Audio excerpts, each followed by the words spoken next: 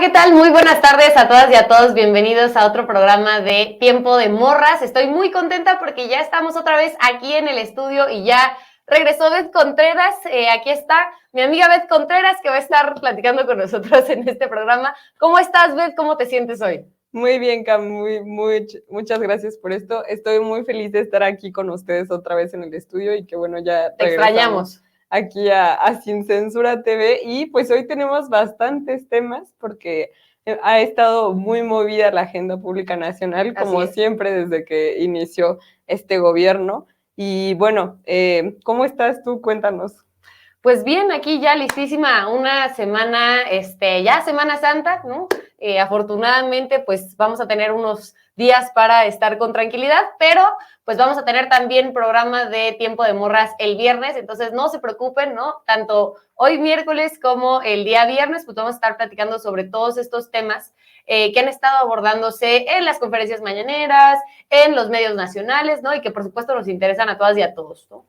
Y que ya dijo el presidente que no vamos a tener mañanera el jueves y viernes. Yo creo que algunos la vamos a extrañar, pero bueno, ya también para que vayan a descansarlas y los reporteros y pues sobre todo todos estos medios que son la mayoría y que retomamos pues todo lo que tiene que ver con esta conferencia matutina del presidente López Obrador. Pero bueno, Cam, creo que algo que tenemos que tocar aquí en Tiempo de Morras y que es vital porque influye tanto en la soberanía nacional como en temas de cooperación internacional, ha sido este tema que el presidente pues ha sido muy reiterativo y me refiero a lo que está sucediendo con el fentanilo, sí.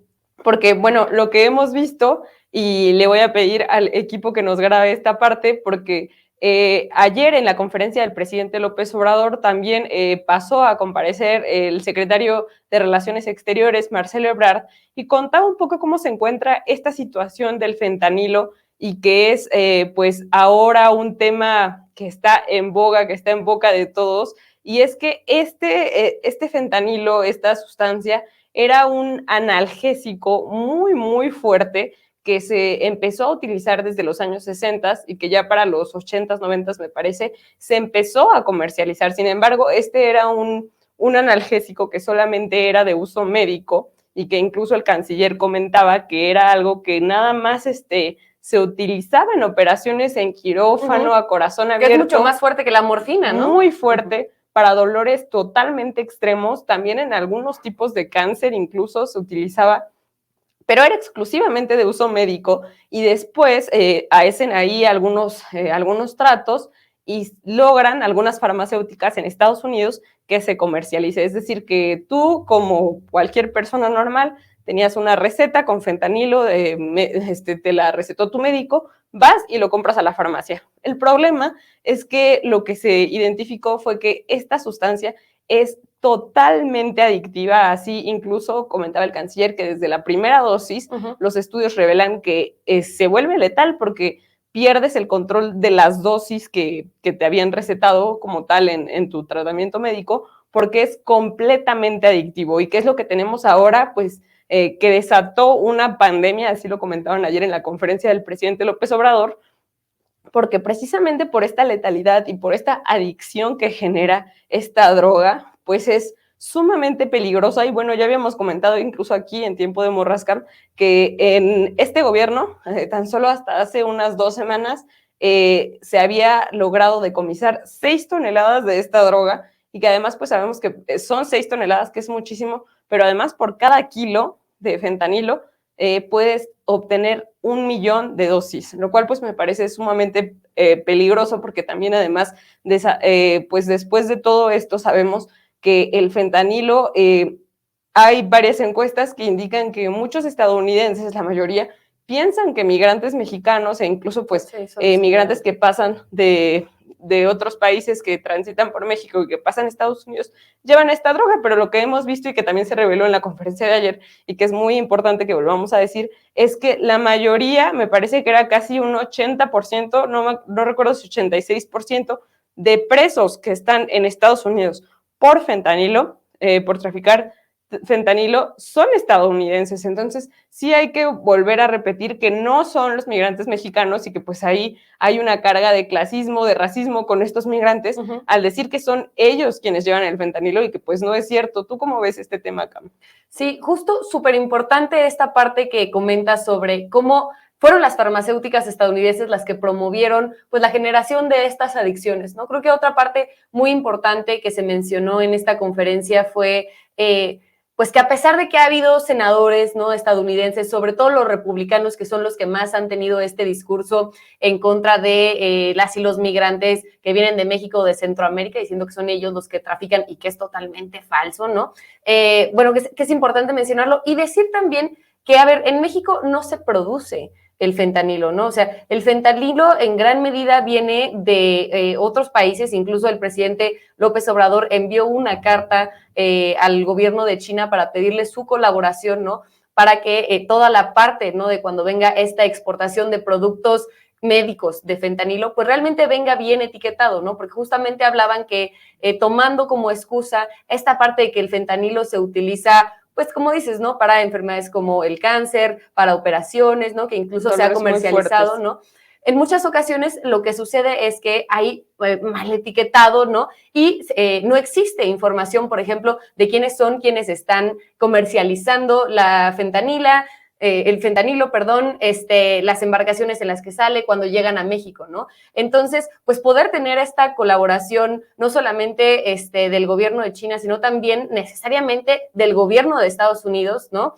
Va a lograr, ¿no?, pues que podamos parar esta pandemia que está creciendo, no solamente en Estados Unidos generando estas adicciones, ¿no?, sino también por la violencia que se ha generado con el tráfico en México, ¿no? Pensemos también, por ejemplo, que buena parte del tráfico de drogas que existe, ¿no?, a través de nuestros países, ¿no?, pues ha traído también un tráfico grave de armas, ¿no?, que es parte de lo que denuncia López Obrador, ¿no? Por ejemplo, estas armas que vienen de Estados Unidos, ¿no?, y que, bueno, fueron encontradas incluso cuando se detuvo a Ovidio, el hijo de Chapo Guzmán, parte de las armas que mataron, ¿no?, a pues la gente de la Guardia Nacional que colaboró, a la policía que estuvo colaborando, ¿no?, pues eran armas que venían de Estados Unidos, ¿no? Entonces creo que lo que necesitamos es mucho más que una política republicana que ha buscado, pues, en época de elecciones hacer campañas a partir de querer criminalizar a las y los mexicanos, ¿no? Lo que necesitamos es esta colaboración, ¿no? Y que también haya, muy importante, que creo que en México sí se está haciendo, una campaña en Estados Unidos en contra de las adicciones y a favor de la atención. Por ejemplo, yo pienso a los personajes más jóvenes, ¿no?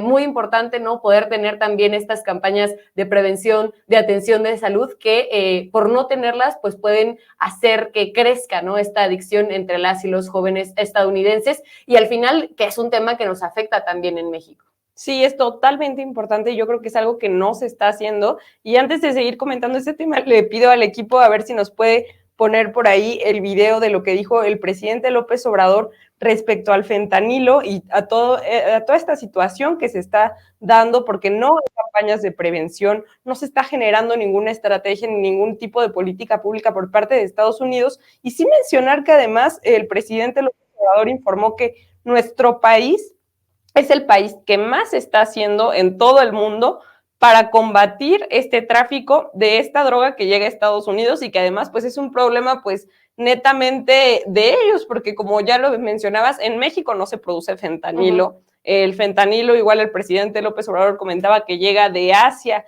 e incluso de ahí mismo de Estados Unidos, y también mencionar que ya se envió una carta a su homólogo en China, me parece, para que exista esta cooperación de ambos gobiernos, que incluso pues es a final de cuentas algo que está perjudicando mucho a Estados Unidos y que vemos que por ahí solo les importan pues los fines electoreros, como este senador Graham, que estuvo mintiendo ahí diciendo que pues en lo que se necesita en México es una invasión o algo así, pero pues realmente vemos que esto ha sido totalmente deplorable. Vamos a ver el video.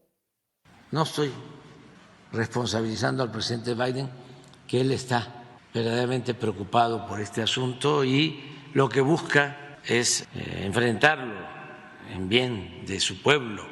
Amenazan con invadir, venden armas de alto poder en sus tianguis, no hacen nada por sus jóvenes. Padecen lamentablemente de la terrible y mortal pandemia del fentanilo, pero no atienden las causas. No les preocupa el bienestar, solo el dinero. Ni fortalecen valores morales, culturales y espirituales. Tampoco limitan el consumo de drogas. Por el contrario, lo fomentan hasta en el deporte. Es penoso y decadente. Entonces, no se puede solo estar viendo la paja en el ojo ajeno y no la viga en el propio. Y vamos a seguir nosotros ayudando, porque es un asunto de humanismo y es una pandemia que afecta mucho a los habitantes de Estados Unidos y en particular a los jóvenes. Y vamos a seguir apoyando. Pero queremos que se aclaren las cosas, porque no es nada más culpar por culpar y que de manera injusta nos culpen a nosotros de problemas que en buena medida tienen que ver con su crisis de bienestar y con pérdida de valores y con el abandono de los jóvenes. Pues solo saben ver la paja en el ojo ajeno y no la viga en el propio, como ya mencionaba el presidente López Obrador, porque pues hemos visto claramente que no se ha dado, como ya lo mencionábamos, estas campañas, estas políticas públicas de forma integral que logren pues también combatir el consumo, ¿no? Aparte de ya tener que manejar estas políticas para que no se dé la producción, para detener el tráfico y no solamente pues estar criminalizando a estas personas e incluso a los migrantes que no tienen nada que ver, que pues son personas que además arriesgan la vida para buscar un mejor futuro, una mejor situación y que dejan su hogar en una situación pues totalmente peligrosa y ahora, además ahora son criminalizados también por este asunto en Estados Unidos, aparte de los otros tantos que ya hemos visto y que además pues aparte de esta parte, no se da tampoco esta campaña, estas políticas públicas de forma integral que busquen que los jóvenes no estén teniendo este consumo de drogas. Incluso creo que hemos visto todas estas imágenes muy fuertes que ya han sido famosas desde hace varios años de cómo se ven las personas totalmente como zombies, como desconectadas de la realidad por los daños que provocan esta y otras drogas. Y también pues menciona rápidamente que el gobierno de México sí tiene 2 campañas, son las únicas 2 campañas a las que les pagan publicidad en los medios públicos y es esta de buena alimentación, que también ha sido una campaña muy importante en México por los problemas que hemos tenido de alimentación, también por los consumos de estos productos chatarra no naturales que tanto daño han hecho a nuestro país.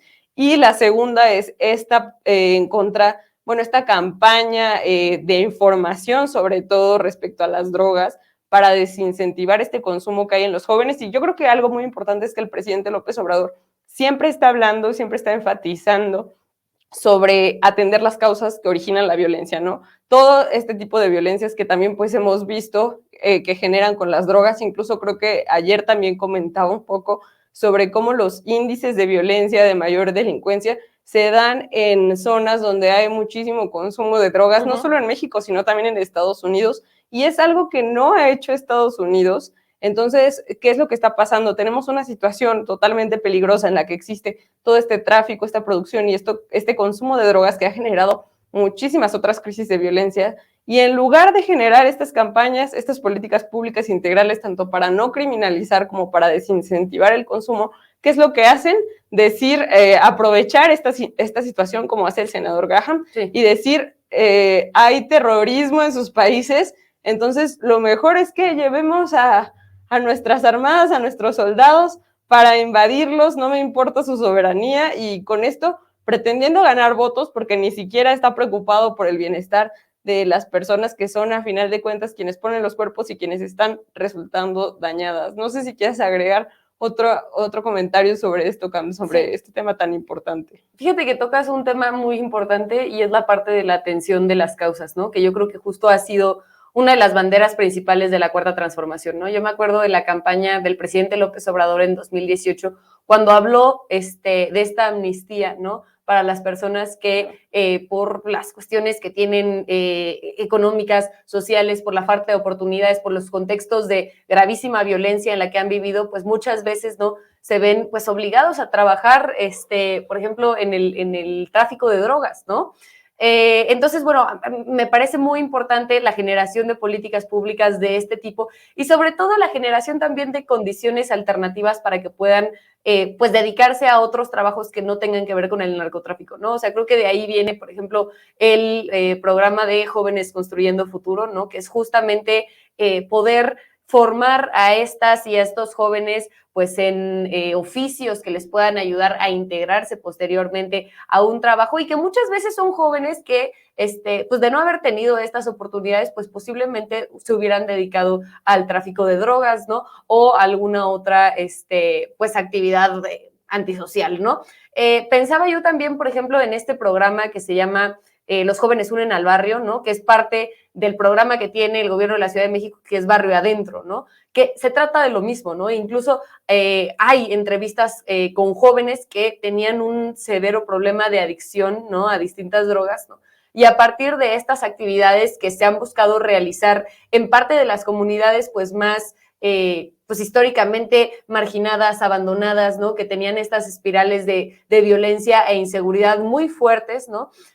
Pues justo, ¿no? O sea, lo que hacen es como apoyar a los jóvenes para convertirse en agentes de cambio de su comunidad, ¿no? Y creo que eso es parte de lo que deberíamos de ver en Estados Unidos. O sea, no basta solamente con señalar, apuntar los dedos a los migrantes, la discriminación que vemos, que también es un tema pues que ha estado en la agenda en estos días, ¿no? Con el acontecimiento de Ciudad Juárez, ¿no? Pensemos que buena parte de lo que sucedió en Ciudad Juárez se debe a la discriminación que se tiene en Estados Unidos de las y los migrantes, ¿no?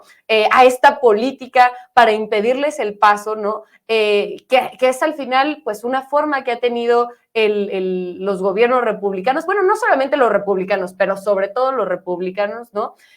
Para tener como chivos expiatorios, ¿no? Y no hacerse responsables de la falta de respuesta que han dado, por ejemplo, a los problemas laborales que hay en Estados Unidos, ¿no?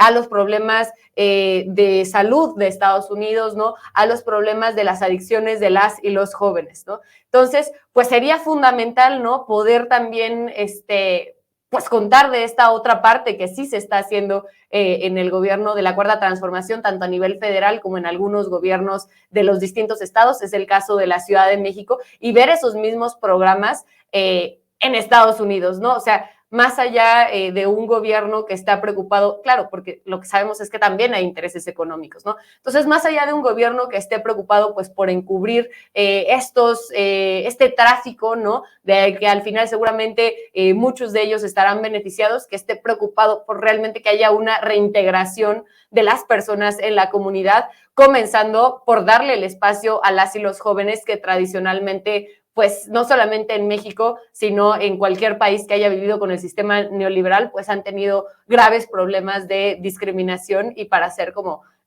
poderse integrar al sistema social, económico, y político de los países, Beth. Y muy importante esto que mencionas del sistema neoliberal, porque es algo que pasaba aquí en México. O sea, los gobernantes, las personas que ocupaban estos puestos de representación popular o estos cargos que estaban en el poder, ¿qué hacían? Le decían a los jóvenes que eran unos ninis, que no trabajaban, que no estudiaban, incluso cuando después estas conductas antisociales, como ya lo mencionabas, acababan en una conducta delictiva o en delinquir respecto a algo por este mismo contexto que generó estas condiciones, claro. Entonces ya eran unos delincuentes y los querían encarcelar y todo menos reinsertarlos a la sociedad de nuevo. ¿Pero por qué pasaba esto? Porque ellos les decían ninis, pero no les daban trabajo, no había oportunidades para que pudieran estudiar, no había cupos en las escuelas, privatizaron la educación para que, o sea, no les importó que hubieran más espacios en las escuelas públicas o mejorar la educación pública, sino que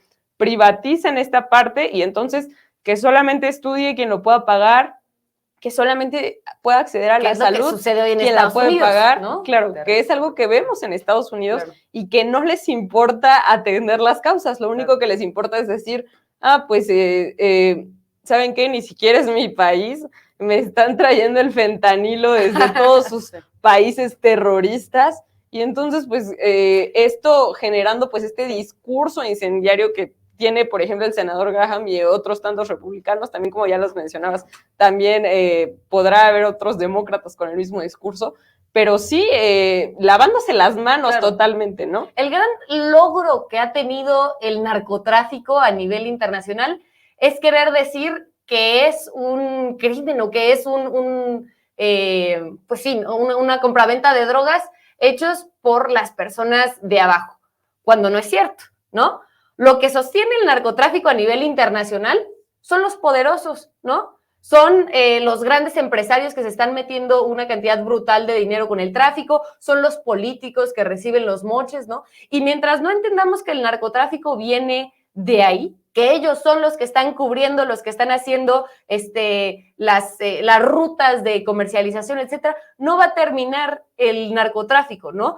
Parte, ¿no?, de los problemas que hemos visto y que también ya nos enlaza con nuestro segundo tema, Beth, es la impunidad, ¿no?, que ha habido para quienes han estado, por ejemplo, involucrados en los gobiernos y también, pues, que se han vinculado con el narcotráfico. Es el caso de Genaro García Luna en Estados Unidos, que apenas nos acabamos de enterar, ¿no?, que pidieron aplazar, pues, la sentencia que va a tener 3 meses, ¿no? Se supone que iba a ser en el 27 julio, de junio, sí. Y bueno, ahora lo pasaron hasta septiembre, diciendo, bueno, que tienen nuevas pruebas, ¿no? Con respecto a, pues su caso, ¿no? ¿Tú cómo ves este tema, Beth? A mí me parece, pues, que sí es algo que preocupa bastante porque ya yo creo que todas las y los mexicanos, pues, sentimos ahí un poco de alivio o un camino no necesariamente esperanzador, pero sí un poco al ver que esta sentencia, pues, va a ser condenatoria, ¿no? Es decir, que Genaro García Luna fue declarado culpable por estos 5 cargos. Y bueno, estábamos todos y todas muy ansiosos esperando al 27 de junio para saber cuántos años le iba a poner la justicia estadounidense a este secretario que además pues rompió varios récords, por decirlo así, y uno de ellos es que pues es una de las personas con uno de los cargos más altos que es juzgado en Estados Unidos y que a mí me hace preguntarme si no sé, el presidente López Obrador ha dicho varias veces que lo mejor sería que Genaro García Luna hablara, ¿no? Y yo creo que es algo que todos, todas y todos coincidimos, pero no sé si ahora con estas nuevas pruebas, porque por lo que yo sé es que estas pruebas que se aportaron son a favor de Genaro García Luna. Uh-huh. Es decir, no son pruebas que a lo mejor pudieran añadirle otros años o que pudieran ahí modificar esta sentencia condenatoria, sino que son a favor de él y a mí me preocupa que se hayan movido a lo mejor otros intereses o qué es lo que pueda pasar con este caso, porque realmente yo creo que es lo mínimo que se puede hacer después de todo lo que hizo Genaro García Luna por en contra de nuestro país más bien, ¿no? Y que como ya comentabas, pues Felipe Calderón, su jefe, decía que pues haya sido como haya sido, teníamos que enfrentarnos al narcotráfico, ¿no? Declaró esta guerra que fue más bien una simulación en la que solamente se combatían a los cárteles enemigos, a su cártel favorito, que era el cártel de Sinaloa. Y bueno, vemos eso, ¿no? Que era lo que ya hablábamos, que mientras se privatizaba la educación, mientras no se le daba trabajo a los jóvenes, uh-huh, y caían muchas veces en estas situaciones de drogadicción y no solo de drogarse, sino como ya lo mencionabas hace rato, de estar obligados o de verse forzados a trabajar en esta producción, en este tráfico de drogas, pues Genaro García Luna se hacía rico, se hacía millonario a costa de eso, se iba a vivir a Florida. No solo eso, sino que cuando acaba el sexenio de Calderón tiene todas estas empresas de seguridad, sigue siendo contratista del gobierno, sigue accediendo a este dinero y luego todavía el día que se declara condenatoria su sentencia, el Poder Judicial aquí en México le libera las cuentas a su esposa, ¿no? Uh-huh. Tenemos ahí una serie de hechos que demuestran la impunidad que se vivía en nuestro país y que pues ahora sí me resulta un poco preocupante, no sé cómo lo veas tú, que se haya extendido 3 meses esta resolución. También me parece que pues debería ser... podría ser que sea esperanzador y que podamos esperar que en estos 3 meses se pueda dictaminar pues una resolución más amplia. Sin embargo, a mí me parece que ya es hora de que se conozca la verdad, que hemos esperado muchísimo y que la administración de Genaro García Luna, que fue de total impunidad, que fue en cooperación con la delincuencia y lucrando con el dolor y con las vidas de miles y de millones de mexicanas y de mexicanos, pues sí tendría que resultar en, por fin, al menos un poco de justicia, ¿no? Claro. Sí, uno se pregunta, bueno, pues, ¿qué trae entre manos Genaro García Luna para poder haber llevado a cabo este aplazo? Y precisamente, pues, las nuevas pruebas son en su defensa, ¿no? Actualmente, pues, Genaro García Luna fue acusado de participar en una empresa criminal de tráfico y distribución de cocaína, de dar declaraciones falsas ante la autoridad migrante, ¿no? Y bueno, pues todo esto tendría como mínimo una sentencia de 55 años, ¿no? Con posibilidad también de tener pues cadena perpetua, ¿no? Vamos a ver si las nuevas pruebas que están presentando no son pues esta manera que tiene el poder pues, involucrado con el narcotráfico, ¿no? De buscar encubrirlo, ¿no? Como lo hicieron durante tantos años, ¿no? El problema de García Luna, pues es que no es un narcotraficante cualquiera, ¿no? Es un narcotraficante que pues gozó del amparo de pues, el gobierno de Felipe Calderón, y no solamente del de Calderón, sino también del de Vicente Fox antes que él, ¿no? Finalmente, pues el narcotráfico sigue teniendo, y sobre todo el cártel de Sinaloa, que es a quienes apoyaron ellos durante esas gestiones, ¿no? Pues siguen teniendo un poder importante, no solamente, como decíamos, no solamente en México, sino igual los vínculos que tienen con la justicia en Estados Unidos, ¿no?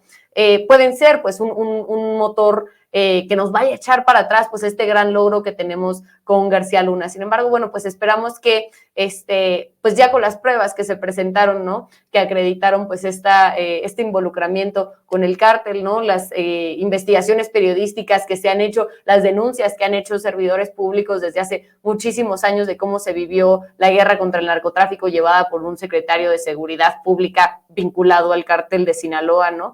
Esperemos que todo eso, pues, sea prueba no solamente para pues desechar estas pruebas que quieran utilizar para un poco lavarle la cara a Genaro García Luna, sino que justamente den pie a que no se quede solamente en el caso de García Luna, quien se ha señalado por los vínculos con el narcotráfico, sino que a partir de eso se pueda también empezar a vincular a otros personajes, porque sabemos que Genaro García Luna pues no actuó solo, ¿no? Tenía de su lado no solamente un cártel, ¿no? Sino un aparato de gobierno, ¿no? Que pues lo apoyó para buscar encubrir todas estas políticas que se generaron no solamente para el tráfico de drogas, sino también para el combate de plazas, que al final fue pues lo que llenó a México de un charco de sangre gigantesco, Beth. Y yo creo que también ahí muy importante lo que mencionas, pero hay que decir que Genaro García Luna no, sí se espera que hable, yo creo que es algo que todos tenemos muy claro, para que también, como dices, se revelen toda esta serie de complicidades, pero también decir que no solamente tenía a su amparo y su protección y su impunidad este aparato estatal y también este cártel de Sinaloa, sino también en Estados Unidos alguien debió de haber estado ahí apoyando, ¿no? Agentes en Estados Unidos, no sé también si sería muy descabellado pensar que ahora estas pruebas que se dan a favor de Genaro García Luna son porque se hayan movido ahí algunas piezas. Yo y la verdad es lo creo. Totalmente preocupante porque hay personas en Estados Unidos y otra vez volvemos al mismo caso, ¿no? No es nada más decir, el secretario de Seguridad en México estaba coludido con el cártel de Sinaloa y con el narcotráfico y entonces me estaban llegando las drogas a mí, sino también decir que les estaban llegando las drogas a Estados Unidos porque estaban coludidos con agentes en Estados Unidos que también fueron partícipes de toda esta red de corrupción y que por eso ahora está siendo juzgado, ¿no? Pero yo creo que sí hay que esperar que pase lo mejor y sobre todo yo creo que es tarea de todas y de todos, también nosotras lo hemos estado tocando varias veces aquí en Tiempo de Morras, pero no soltar este tema, ¿no? Y que sepan lo que ocasionó, porque hace poco más bien escuchaba a un periodista del País, me parece, que estaba como enviado especial allá cubriendo el caso de García Luna, y él decía que estaba pues preocupado porque este caso de García Luna estaba en manos de un jurado que pues no había vivido el dolor que fue, Claro. no había sentido la experiencia de quienes vivimos durante el sexenio de Calderón, ¿no?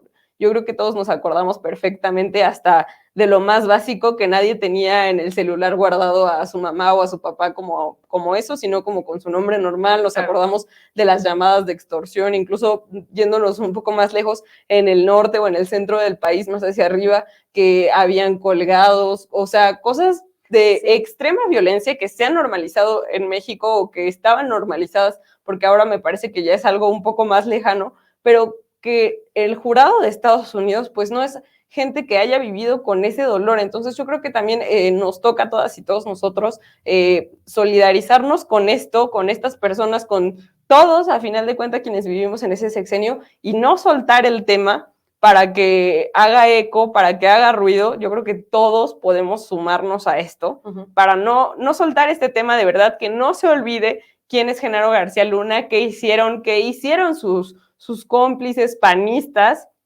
que siguen aquí y que no sean hipócritas, y no soltar este tema sobre todo para que siga habiendo mucha presión social y se pueda acceder a la justicia. Es que es súper preocupante, como dices, seguir viendo a esos mismos personajes que permitieron esto, ¿no?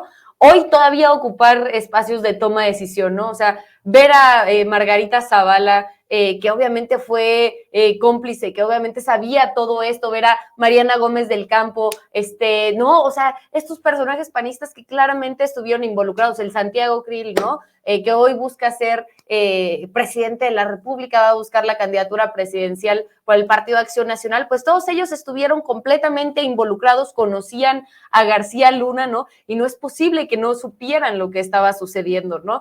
Muy grave, como dices, el que, pues al final yo creo que todas y todos los que nacimos, pues antes de 2006, pues fuimos víctimas directas de esta guerra contra el narcotráfico, ¿no?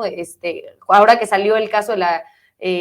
justo del juicio de García Luna, pues un grupo de jóvenes nos organizamos en redes sociales pues para contar esta historia de cómo lo habíamos vivido, ¿no? Como dices, nos tocó pues ser esa generación que, por ejemplo, contaba una amiga que se llama Arlene, ¿no? Ella vivía en Nayarit y bueno, en ese momento ella estaba en el kinder, entró la Policía Federal a su escuela, ¿no? Y hubo una balacera dentro de su plantel, ¿no? Entonces, bueno, vivir con esas cosas, crecer con esas cosas, ¿no? Ahorita quizá nos parezca lejano y decimos, bueno, esas cosas ya no pasan, pero son cosas que al final nos marcaron, ¿no? Nos marcaron como jóvenes, nos marcaron como generación como y que país. Tristemente como país, ¿no? Y que creo que tristemente justo se normalizó muchísimo la violencia, ¿no? Hoy gran parte de quienes somos ya adultos jóvenes, ¿no?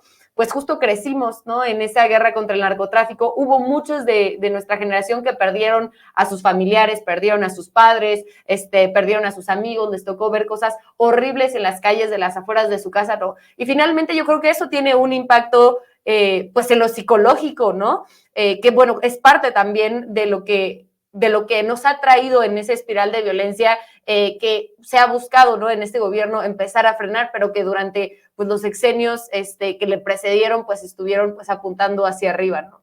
Entonces, como dices, pues contar esta otra parte de cómo lo vivimos, no desde el interés de unos u otros gobiernos, sino desde la gente, ¿no? O sea, cómo se vivió en las calles, cómo se vivió en el día a día, lo que fue la guerra contra el narcotráfico durante todos esos años, ¿no?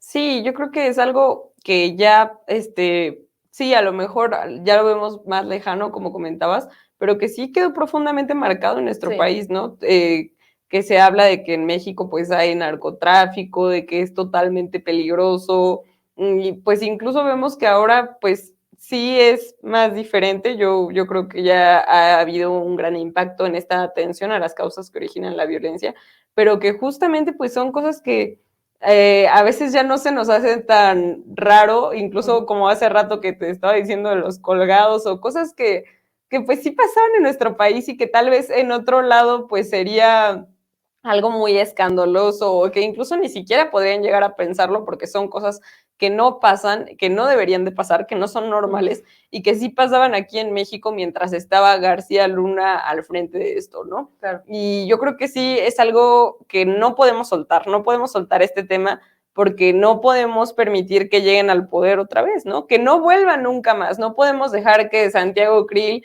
que también formó parte pues de toda esta red panista, no podemos dejar que Margarita Zavala siga ocupando una diputación. Yo creo que hay que volver a mencionar el plan C del presidente López Obrador, ¿no? Ni un voto a los corruptos, ni un voto a los conservadores, ni un voto a toda esta gente que tanto daño le hizo a nuestro país y que todavía siguen ahí por las calles, que siguen en Twitter de forma muy hipócrita y de forma muy cínica, diciéndole a la gente que López Obrador es lo mismo que el PRI, o todas estas narrativas que han estado intentando impulsar. Incluso muchos periodistas famosos, ¿no? Que le daban premios a García Luna, que lo ponían en los prólogos, en comisiones de derechos humanos. Todos estos panistas que incluso por ahí creo que Lía Limón fue, no sé si subdirector o directora de derechos humanos, mientras estaba García Luna también ahí al frente de la seguridad del país. Y bueno, ¿por qué nunca dijeron nada, no? Sí. No, lo invitaban a García Luna a hablar, escribir prólogos de libros sobre democracia y seguridad, ¿no? ¿Qué tiene de democracia y seguridad lo que hizo García Luna? Hoy es un escándalo, pero en ese momento nadie decía nada, ¿no? En ese momento, como dices, los periodistas callaban, los políticos pues eran parte de ese problema, ¿no? Y pues mientras tanto, pues había ahí algunos políticos, estaba Noroña, ¿no? Estaba, por supuesto, Andrés Manuel López Obrador, ¿no? Que decían, denunciando. A ver, o sea, claro que hay un narcoestado, claro que hay un vínculo con el narcotráfico, pero los tachaban de locos, ¿no? Entonces, bueno, pues un problema gravísimo, pero creo que es parte también, ¿no? El que ahora se esté hablando de eso. Y ojo, que creo que hay muchos retos, ¿no? O sea, todavía sigue habiendo violencia en este país. Por supuesto que no ha terminado el narcotráfico, pero como bien dices, ¿no? Quizá ahora ya no hay colgados. Sigue habiendo, por ejemplo, hoy en la mañana veía algunas noticias sobre desplazados, ¿no? Justo por el tema del narcotráfico, pero justo es por lo que hoy se convoca y hay una estrategia de México a nivel internacional para que haya realmente una cooperación para atender este tema, ¿no? O sea, no basta simplemente querer estigmatizar a un pueblo, ¿no?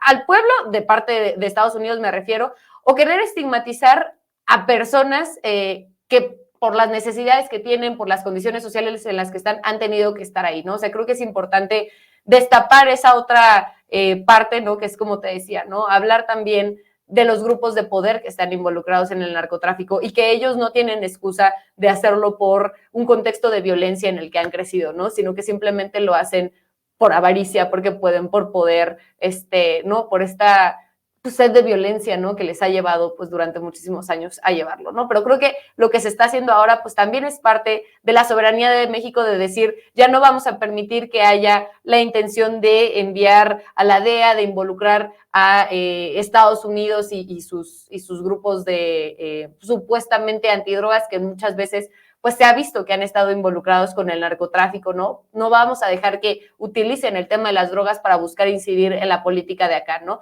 Sino que al contrario, ¿no? O sea, activamente, pues México es un actor más, ¿no? Que tiene la capacidad de diseñar planes en contra de las drogas, de colaboración nacional, y que eso también, pues nos da nuestro lugar a nivel del resto de los países, ¿no? Como un país capaz de decidir de manera soberana su propia política, ¿ves? Sí, yo coincido totalmente. Creo que es algo que también nos tenemos que ir sacando poco a poco y que ahora ya va de salida, ¿no? Esta estigmatización a todo el pueblo mexicano de cómo éramos considerados pues como el país donde estaban los narcotraficantes, donde había impunidad, donde había corrupción, y yo creo que es algo que ya vemos cada vez menos durante este gobierno y que sí están pues estas políticas públicas en beneficio de toda esta gente que sufrió tanto, como la que ya mencionabas hace rato y que me parece muy valiosa, y que también, aprovechando que pues esto es tiempo de morras, hay que decirlo, esta ley de amnistía que emite el presidente López Obrador para todas esas personas que pues habían sido acusadas injustamente, y también para las mujeres que están en prisión por abortar, ¿no? Claro. Yo creo que es algo que también es hacia lo que hay que seguir caminando. Y bueno, también esto de García Luna, yo creo que sí es algo que no podemos soltar, de verdad hay que reiterarlo totalmente, no les podemos dar ni un voto a los corruptos, ni un voto a los panistas, porque nos dejaron el país hecho pedazos, ¿no? Yo creo que es algo que a pesar de que ya se vea un poco lejano, no podemos olvidar, no podemos dejar que se nos olvide. Y siempre están acusando al presidente López Obrador de echarle la culpa a las personas o de estar mirando al pasado, pero es que es algo muy importante porque tenemos que tener memoria histórica para que no se repitan todos estos hechos que sucedían, todas estas pues lamentables acciones que vimos que atravesaron la vida de muchas personas y que muchas personas también perdieron la vida en esta injusta supuesta guerra contra el narco, que más bien fue una gran simulación. Yo creo que por eso no podemos olvidarlo, no podemos soltar este tema, tenemos que seguir ejerciendo presión para que suceda algo que de verdad pues pueda meritar ahí justicia respecto al caso de Genaro García Luna, y también para que ya no veamos en puestos de poder, porque no nos representan, hay que decirlo, los panistas conservadores, no nos representan Mariana Gómez del Campo, ni ahí Margarita Zavala, entonces yo creo que es algo que no podemos soltar. Totalmente. Oye, y parte también de esta, un poco vinculado, ¿no? Porque creo que ahora estábamos hablando de soberanía en temas de seguridad, pero hay otro tema sobre soberanía mexicana que es muy importante y que justo el día de ayer el presidente López Obrador nos dio la noticia de que México ahora va a comprar estas plantas de Iberdrola, ¿no? O sea, Iberdrola, una de las empresas españolas que más fueron criticadas durante la iniciativa de reforma eléctrica, ¿no? Esta iniciativa constitucional que, bueno, finalmente no consiguió los votos de las 2/3 partes de la Cámara de Diputadas y Diputados, pero que yo creo que la gran ventaja que tuvo es que sí generó un debate público para hablar sobre la importancia de no dejarle un tema tan importante, tan fundamental como lo es la energía eléctrica a las empresas privadas y sobre todo a las empresas privadas extranjeras, ¿no? Bueno, en ese momento, pues Iberdrola pues salió, ¿no? Estos vínculos que tuvo con Felipe Calderón Hinojosa, que además, bueno, pues una vez que terminó su periodo en la presidencia de la República, se metió a trabajar con Iberdrola, hazme el favor, ¿no? O sea, después de esta política donde pues le permitieron a estas empresas extranjeras utilizar, por ejemplo, todos los recursos de infraestructura que se pagaron con dinero del pueblo mexicano, a Iberdrola, que además pues bajo esta excusa, ¿no? De decir que daban energías limpias, pues lo que hacían es que encarecían, ¿no? La energía eléctrica, no solamente para las y los usuarios, sino también para el gobierno, ¿no? Entonces era esta manera, este negocio que hicieron con la energía eléctrica para transferir el dinero de todas y todos nosotros, que es el dinero del erario público que pagamos nosotras dos, quien nos está viendo, pues con sus impuestos, ¿no? Y utilizarlo para beneficiar a una empresa privada, ¿no? Un poco esta crítica que se hacía, ¿no? De esta energía de, ¿cómo? El greenwashing, ¿no? Que hablaban de esta forma que tienen de generar con estas disputas. Que, a ver, yo creo que el tema de la agenda de la energía verde es un tema fundamental que tendríamos que estar, y lo estamos viendo ahora, y tendríamos que estar pensando en llegar a estas nuevas energías, pero sí tener mucho cuidado, ¿no? Porque las empresas que tradicionalmente fueron las que más contaminaron, las que saquearon a los países pues más pobres, ¿no? Siendo ellos de algunos de los países europeos, Estados Unidos, etcétera, ¿no? Siempre se beneficiaron económicamente de eso, y ahora lo que están buscando es hacer un negocio igualmente, ¿no? Un negocio donde haya, por ejemplo, despojo de gente migrante, donde haya precios que no son accesibles para las mayorías, ¿no? Pero todo con una etiqueta, una etiqueta verde, ¿no? De que somos amigos, de que somos muy buena ondita, ¿no? Entonces, bueno, ahora vemos pues esta política que hace Andrés Manuel, que acaba de decir que, contrario a lo que pensaron, lo que nos dijeron los panistas, los priistas, de que, bueno, ya somos Venezuela y entonces Andrés Manuel va a expropiar todo, ¿no? Andrés Manuel lo que hace es ser mucho más inteligente que ellos y dice, no, a ver, vamos a llegar a un acuerdo con Iberdrola, ¿no? Para que estas plantas que ellos tienen, ¿no? Que en gran medida funcionan también con la infraestructura del pueblo mexicano, ¿no? Poder recuperarlas y que sea el Estado el que las esté llevando a funcionamiento, ¿no? Con eso para garantizar el derecho que tenemos todas y todos al acceso a la energía, que finalmente es lo que nos permite pues que los hospitales funcionen bien, güey, que las escuelas funcionen bien, ¿no? Y toda esta parte de pues de cambio de una clase social a otra clase social, ¿no? De esta movilidad social que se tiene, pasa necesariamente por el acceso a la energía eléctrica. ¿Tú cómo lo ves? Yo lo veo increíble y es que la verdad es que incluso el presidente López Obrador comentaba en la conferencia de hoy que pues se recupera, se nacionaliza otra vez esta energía y que además pues es muy importante porque lo decía antes de iniciar el sexenio, un poco antes de 2018, todas las gasolinas que llegaban a México se importaban. Es decir, la gasolina que le ponían a sus coches, todo lo que, como ya decías, pues a final de cuentas terminamos pagando porque se transportan todas las cosas que consumimos, todos estos productos, pues eran importadas de otros países cuando en México tenemos muchísimo petróleo. Claro. ¿Y qué pasaba? México vendía petróleo crudo, obviamente, a precios muchísimo más bajos. Y bueno, ahora con esta compra de estas plantas, pues es algo muy significativo, porque es otra nacionalización, ¿no? Y también tenemos que, pues, es este camino hacia la autosuficiencia. Decía el presidente López Obrador que para el próximo año ya vamos a ser totalmente autosuficientes en gasolinas. Y bueno, todo esto lo siguen atacando, siguen impulsando estas narrativas porque, como ya decías, siguen acusando a López Obrador de que quiere comprar todos estos combustibles fósiles. Por ahí ya leí que dicen, ay, qué bueno, Iberdrola se va a llevar el dinero de México, y mientras nosotros nos quedamos con todas estas plantas obsoletas que ya siguen produciendo combustibles fósiles. Todo esto bajo la etiqueta verde de decir, como ya decía Cuadri, ¿no? Que vamos a que nos vamos a quedar muy atrasados porque no estamos produciendo energías renovables, y que hemos visto que incluso en conferencias internacionales pues ya se ha hablado de cómo el petróleo todavía pues va a estar algunos años más, y también se están realizando muchas otras cuestiones para caminar a este paso, a esta transición a las energías renovables, que hemos visto que también han sido políticas implementadas durante este gobierno de la Cuarta Transformación.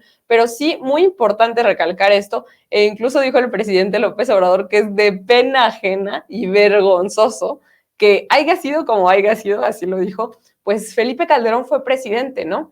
Y que ahora, además, pues Felipe Calderón pasa, como ya lo decías, de ser presidente a ser empleado, así lo dijo el presidente, de Iberdrola, ¿no? Que, pues además, esta empresa se convierte en una empresa preponderante en materia de energía eléctrica en nuestro país para cuando la Comisión Federal de Electricidad pues iba a la baja, ¿no? Entonces, ¿qué dice López Obrador? Que lo que hacen cuando llegan al gobierno es decir, ¿sabes qué? Vamos a rescatarlo, y también con esto, pues, rescatar nuestra soberanía energética que habían dejado en el olvido, y que además también mencionando un poco ahora la hipocresía de los panistas, y que comentaba el presidente López Obrador también en la mañanera, es que, pues, su doctrina conservadora, que además, pues, ya hemos mencionado aquí que el PAN nace de estar en contra de la expropiación petrolera que hace Lázaro Cárdenas, pues vemos que ahora también los panistas hace unos años, y que ya está comprobado también, ellos votan a favor de que se privatice la industria eléctrica. Claro. Y es algo que pues sonaría normal, ¿no? Porque ellos están a favor de la privatización de todo, de que los bienes públicos se conviertan en privados, de que los bienes nacionales se entreguen a los extranjeros. Pero no solo eso, que pues es muy ad hoc a lo que ellos votarían, sino que además reciben sobornos, que a final de cuentas pues ya ni siquiera son sobornos, porque es algo que perfectamente queda con ellos, sino que les pagan, reciben dinero para votar a favor de esta reforma, ¿no? Entonces, es algo totalmente surrealista. Y antes de seguirlo comentando, le pediría al equipo que nos muestre este video del presidente López Obrador en el que se concreta esta compra, esta nueva nacionalización, como lo llamó él, por las 13 plantas eléctricas que le compraron a Iberdrola en el gobierno de México. Estamos consumando una operación muy importante, desde luego en beneficio del pueblo de México, y agradecemos mucho a Iberdrola por la voluntad de llegar a un acuerdo. Hemos tenido algunas discrepancias, pero el diálogo lo puede todo. Hemos entendido cuál es la política energética de su gobierno Y esa política energética de su gobierno nos ha llevado a buscar una situación que sea buena para el pueblo de México y que al mismo tiempo cumpla con los intereses de nuestros accionistas. Por eso nuestro deseo es seguir colaborando con México, lo llevamos haciendo 22 años, de la forma y manera que el gobierno mexicano desee. Que el gobierno de la República, a través de la Secretaría de Hacienda y de la Comisión Federal de Electricidad, adquiere 13 plantas de generación de energía eléctrica a la empresa Iberdrola. El costo estimado de esta operación es de alrededor de $5.943 millones. De esta manera, la Comisión Federal de Electricidad pasa de generar 39.6% a 55.5% de toda la energía del país. Ahí está el dato, ¿viste? De 39.6% que generaba la Comisión Federal de Electricidad, pasa ahora a generar, va a pasar a generar el 55.6%, 55.5%, perdón, es que ahí están los datos en el video. Va a pasar la Comisión Federal de Electricidad de generar el 39.6% al 55% de toda la energía en nuestro país, lo cual me parece pues algo muy importante y que totalmente coincidimos con López Obrador, es una nueva nacionalización, ¿no? De esta energía eléctrica que ocupamos para todo. Yo creo que es algo que a pesar de que los conservadores y los corruptos estén muy enojados, pues debería de ser algo bastante alegre para el pueblo de México. Totalmente, parte de la parte más importante de la reforma constitucional en materia eléctrica, pues era justamente esta parte de recuperar, ¿no? La rectoría del Estado en la generación de energía, y ya con este 55% que nos dice el presidente, pues ahora sí ya el Estado mexicano tiene la mayoría, tiene el mayor poder energético, que ya no está justo dependiendo de los privados, parte, ¿no? De lo que buscaron hacer estos mismos que salen ahorita en el video, los de Iberdrola, que a mí realmente se me arruga la nariz cuando los veo en este video, Beth, ¿no? Fue hacer lo mismo que hicieron en España, ¿no? Ustedes saben que España pues ha sido uno de los países que mayores conflictos con la energía han tenido, ¿no? Ellos pues lo que hicieron fue elevar, sobre todo en los inviernos, los precios brutalmente, y entonces pues la gente en España ya no tenía ni cómo pagar la electricidad. Pues hasta pagaban 400 euros de... Creo que el salario mínimo está como en 1,300 euros, pero imagínate que pagaban prácticamente la mitad de su salario en pura energía. Se tenían que levantar de madrugada para poner las lavadoras porque era cuando menos costaba la electricidad, ¿no? Sí. Entonces, pues realmente vemos que son empresas que no tuvieron ningún interés de generar electricidad con bienestar, ¿no? Para la mayoría de la gente, y por eso pues es fundamental que quienes lleven la energía, el control energético de los países, no sean las empresas privadas, ¿no? Sino sean sobre todo los gobiernos, y con esto garantizar pues que todas las personas puedan acceder a que es uno de los más importantes recursos que tenemos, no solamente en las casas, sino también en las industrias, en los trabajos, en los hospitales, en las escuelas, ¿no? Por último, bueno, cerrar diciendo personajes como Felipe Calderón, ¿no? Veíamos ahí no sé si está por ahí el cartón de Hernández del día de hoy, que por ahí está, que dice justamente, magnífico. No, creo que no lo mandamos, pero bueno. Pero dice, ahí se los dejamos de tarea. Ahí se los dejamos de tarea para que lo vean, ¿no? Dice, a ver, les vamos a comprar las plantas de Iberdrola, pero a su empleado Felipe Calderón, pues se los dejamos ahí, ¿no? Que se lo queden. Hay que denunciar, ¿no? Lo que hizo Felipe Calderón es parte de esta política, se llama de las puertas giratorias, que es lo mismo que hizo, por ejemplo, Zedillo cuando fue presidente, ¿no? Que privatizó los ferrocarriles mexicanos, y una vez que terminó de ser presidente, pasó a trabajar en esa empresa que había comprado los ferrocarriles mexicanos. Lo mismo buscó hacer Felipe Calderón, sabotear la estrategia de gobierno, la estrategia que finalmente es aquella creada por y con el dinero de las y los mexicanos, la privatizó y posteriormente buscó sumarse a esas empresas, ¿no? Que por supuesto lo recibieron con los brazos abiertos porque básicamente pues les había facilitado toda la chamba para que pudieran hacer sus negocios a costillas del pueblo mexicano, ¿no? Entonces, bueno, pues ya queda eso de manifiesto, pero bueno, nosotras celebrando que por fin habrá de nuevo rectoría del Estado en temas energéticos. Y bueno, Beth, no sé si tengas algo más que comentar. Si no, con esto terminamos el programa del día de hoy, Beth. No, pues sí, nada más decirles otra vez que no voten por el PAN, que no voten por los corruptos. Como yo no soy consejera, lo puedo decir abiertamente y sobre todo pues festejar esta nueva nacionalización y como ya lo decías, que el Estado tome otra vez la rectoría en temas energéticos y en muchos otros temas, como lo estamos viendo ahora, ¿no?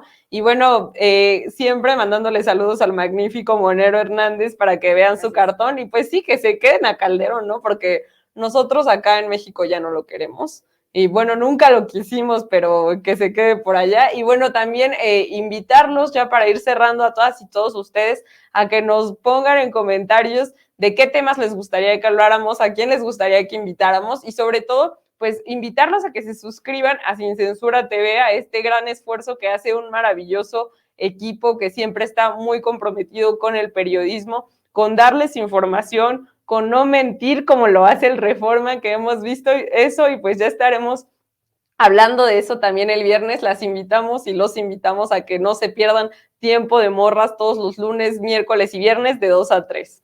Que nos lleven con ustedes a sus vacaciones, que puedan ahí estar desde la comunidad de la casa, desde si van a salir a algún ladito, que puedan poner ahí Tiempo de Morras, ¿no? Y que festejen con nosotros, pues que la compra de estas plantas de Iberdrola es el plan B, ¿no? Como se tuvo de electoral, es el plan B de la reforma constitucional en materia eléctrica, ¿no? Entonces, pues síganos también en redes sociales, ahí están cuando hablamos, vienen nuestras redes sociales, Beth Castillo O, ¿no? Sí. Y Cam MTTZ, y que nos puedan poner todos sus comentarios ahí. Muchísimas gracias a todas y a todos y nos vemos el viernes.